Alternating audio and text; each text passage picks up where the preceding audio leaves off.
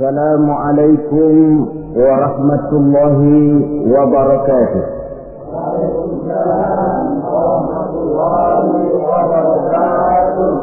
Bismillahirrahmanirrahim. Alhamdulillahi rabbil alamin. Wassalatu wassalamu ala asyrafil anbiya'i wal mursalin wa ala alihi wa ashabihi al-mujahidin at-tahirin. Amma ba'du. Saudara-saudara kaum muslimin rahimakumullah. Pada pertemuan kali ini kita akan membicarakan sebuah hadis di mana baginda Nabi besar Muhammad sallallahu alaihi wasallam bersabda, "Qawamud dunya bi arba'ati asya." Dunia akan menjadi kuat, dunia akan menjadi tegak dan jaya kalau ditunjang oleh 4 perkara. Jadi kalau desa yang kita diami ini ingin menjadi desa yang kuat, jikalau kota yang kita tinggali ini ingin menjadi kota yang kuat, bahkan jikalau negara yang kita cintai ini ingin menjadi negara yang kuat, maka di dalamnya harus ada 4 perkara, 4 pilar-pilar utama yang menunjang tegak dan jayanya suatu negara. Yang pertama, bi'ilmil ulama. Dunia akan menjadi tegak dan jaya kalau ditunjang oleh ilmunya para ulama. Diakui atau tidak, kita berhutang jasa kepada para ulama. Kita belum pernah bertemu dengan baginda Rasul, belum pernah pula mendengar beliau membacakan wahyu. Kalau sekarang sedikit-sedikit kita kenal agama, mengerti halal dan haram, pandai memilah dan memilih antara yang hak dengan yang batil, tahu mana yang pantas dan mana pula yang tercela, kenal Allah adalah Tuhan kita, itu termasuk jasa dan perjuangannya para ulama yang dengan penuh ketekunan dan keikhlasan dari surau ke surau, dari masjid ke masjid, dari desa yang satu ke desa yang lain, di daerah-daerah terpencil, naik bukit turun lembah, kehujanan dan kepanasan, tidak digaji, tidak pula mendapat beras, ikhlas karena panggilan jiwa, seluruhnya tidak lain karena tanggung jawab kepada umat. Maka ulama adalah penerus risalah. Lebih dari sekedar penerus risalah, ulama adalah pewaris para nabi. Bersabda Rasulullah sallallahu alaihi wasallam, "Al-ulama'u mafadihul ardi wa khulafa'ul anbiya'i wa warasatul anbiya." Riwayat Ibnu Adi dari Imam Ali karramallahu wajhah. Artinya, para ulama adalah lampu yang menerangi bumi ini.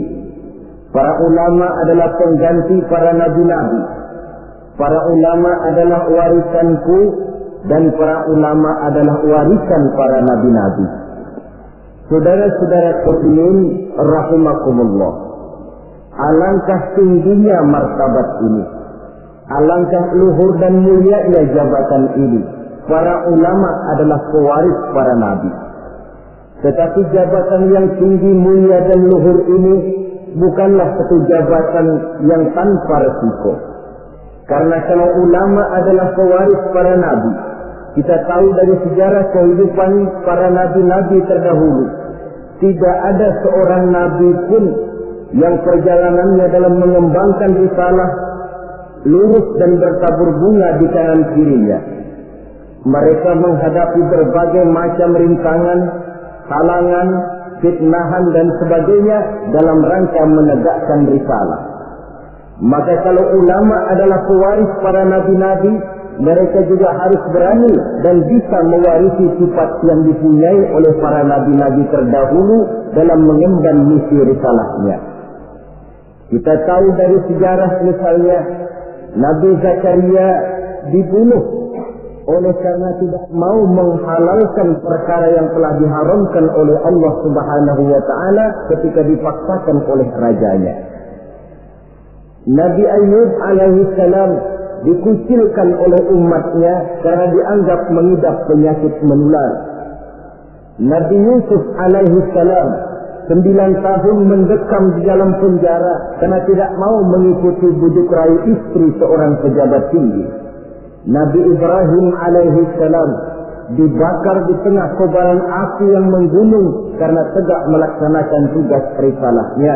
Dan masih banyak lagi kisah-kisah para nabi yang lain yang merupakan cerminan betapa berat tugas mengemban risalah ini. Kalau para ulama adalah ahli waris Nabi, mereka harus berani korban nyawa seperti halnya Nabi Zakaria. Mereka harus siap dikucilkan oleh umatnya seperti halnya Nabi Ayub. Mereka harus siap mendekam dalam penjara seperti Nabi Yusuf. Dan kalau perlu, mereka harus siap dibakar untuk tegaknya suatu risalah seperti halnya Nabi Allah Ibrahim alaihi salam. Saudara-saudara kaum muslimin rahimakumullah. Pindah dari contoh dari kehidupan para nabi, kita bisa juga mengambil contoh dari kehidupan para ulama-ulama terdahulu. Beberapa yang bisa kita angkat ke permukaan, misalnya sejarah kehidupan dari ulama yang saleh dan zuhud, Sa'id bin Zubair. Ketika ia ditangkap oleh Hajjaj bin Yusuf yang menjadi gubernur di Irak ketika itu, Sa'id bin Zubair ini dituduh sebagai orang yang anti kepada dinasti Umayyah. Maka dia pun disidang oleh Raja Gubernur Hajjaj bin Yusuf ini. Sa'id bin Zubair sebagai ulama yang teguh sendirian ditanya oleh Hajjaj bin Yusuf, "Namamu siapa?" "Sa'id bin Zubair." "Tidak," kata Hajjaj, "namamu bukan Sa'id bin Zubair, tapi namamu Sa'id bin Qusair." Dibaliknya nama itu, Sa'id bin Zubair artinya si bahagia, anak si teguh. Kalau Sa'id bin Qusair artinya si sempit bin si pecah. Kata Hajjaj bin Yusuf, "Celaka benar orang tuamu yang telah memberikan nama seperti itu kepadamu." Yang menentukan celaka dan bahagia seseorang itu cuma Allah, kata Sa'id bin Zubair. "Diam kamu," kata Hajjaj bin Yusuf. "Nanti saya lemparkan kamu ke neraka. Kalau memang kamu yang punya neraka, sudah sejak lama engkau saya jadikan Tuhan," kata Sa'id bin Zubair. "Menurut pendapatmu, Imam Ali di surga atau neraka?" kata Hajjaj bin Yusuf. "Cuma Allah yang menentukan seseorang di surga atau neraka," jawab Sa'id bin Zubair. "Menurut pendapatmu, khalifah yang 4 itu mana yang paling baik?" "Semuanya baik. Saya menghormati orang-orang saleh yang benar-benar bertakwa kepada Allah Subhanahu wa ta'ala." Merasa dengan cara kasar, Hajjaj bin Yusuf tidak sanggup mengubah prinsip dan pendirian Sa'id bin Zubair. Dirubahnya dengan cara yang halus. Ditawarkannya lah emas, intan dan berlian untuk Sa'id bin Zubair. Apa jawaban Sa'id? "Hai Hajjaj bin Yusuf, apakah harta benda yang engkau berikan kepada saya, emas, intan, berlian yang banyak ini, akan bisa menolak kesengsaraan akhirat?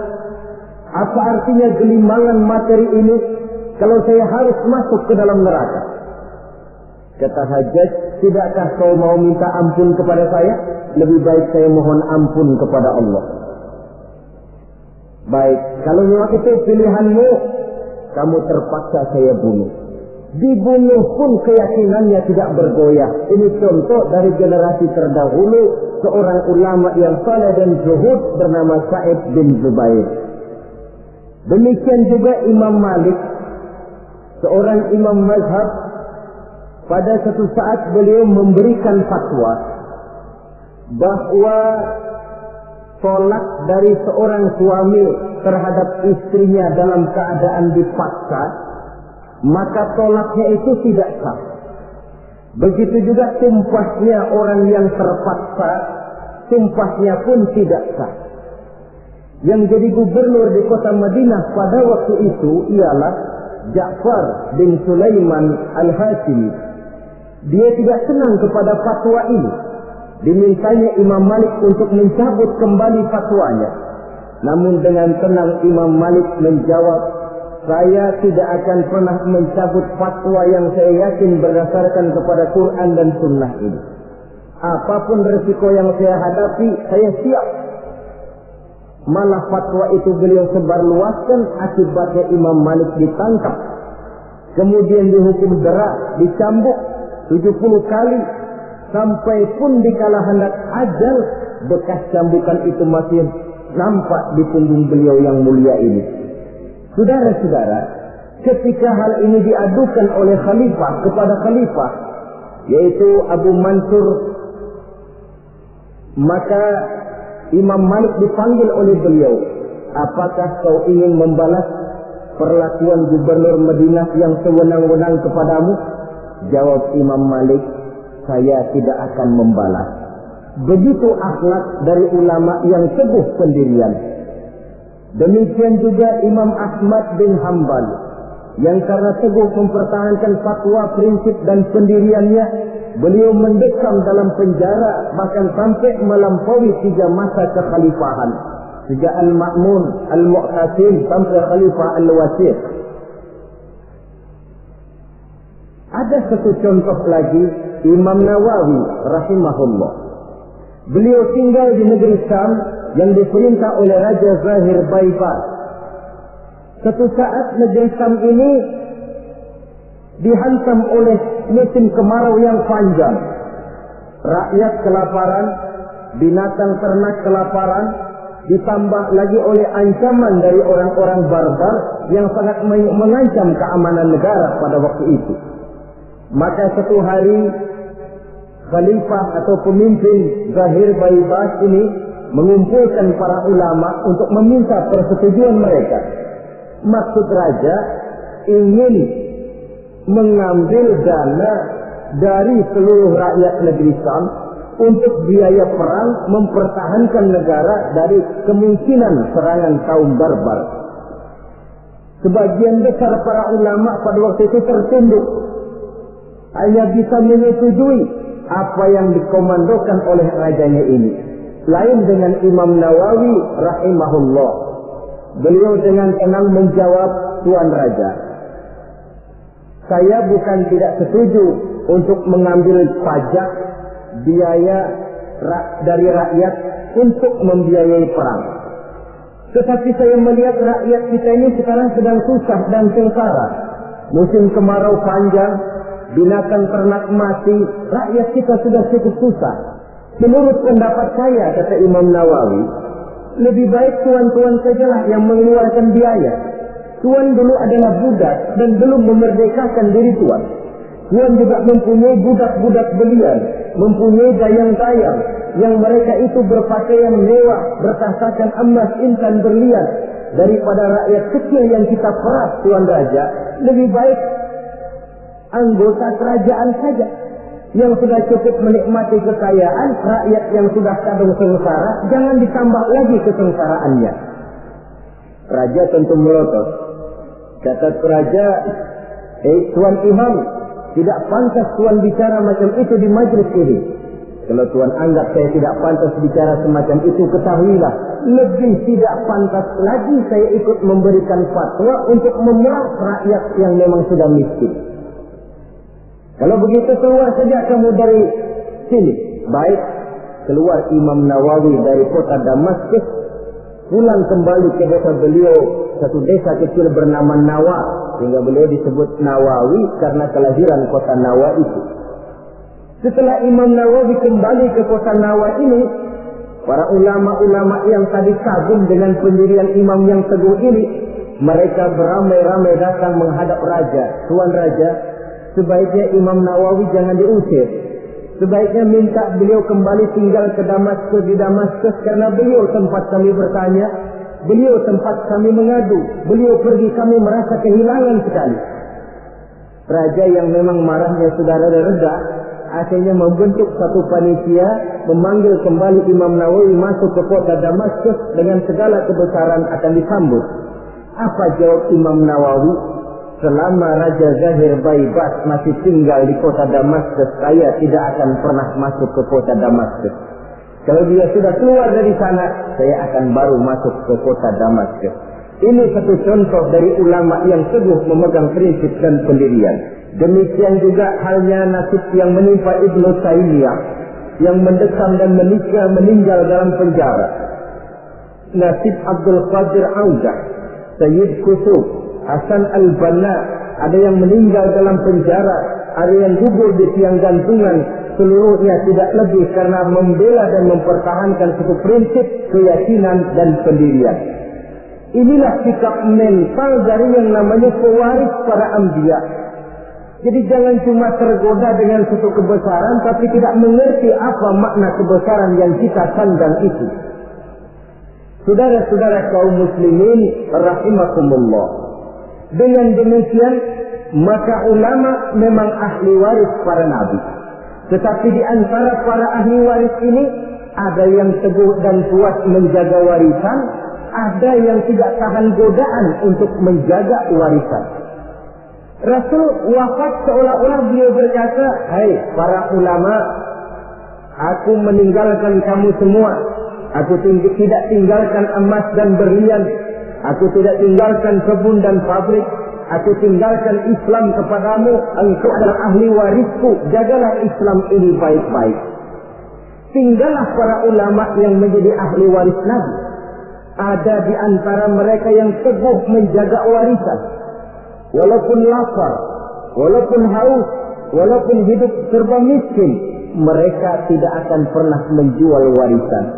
Ulama inilah yang merupakan pewaris yang perlu kita ikuti. Walaupun seperti yang disabdakan Nabi, sayati ala ummati zamanun al-qabidu ala dinihi kal-qabid ala jamrah. Akan datang satu zaman di tengah umatku, di mana pada zaman itu orang yang kuat dan teguh memegang agama seperti memegang bara di tangan. Dipegang, tangan terbakar, dilepas bara terbuang. Ulama yang teguh menjaga warisan Nabi tidak goyah prinsip keyakinan dan pendiriannya bagaimanapun panasnya dia memegang agama. Sebaliknya di pihak lain ada juga para ulama yang setelah diwariskan Islam oleh Nabi ini, mereka tidak tahan penderitaan, mereka tidak tahan lapar, mereka tidak tahan haus. Daripada tidak punya apa-apa, kan lebih baik punya apa-apa.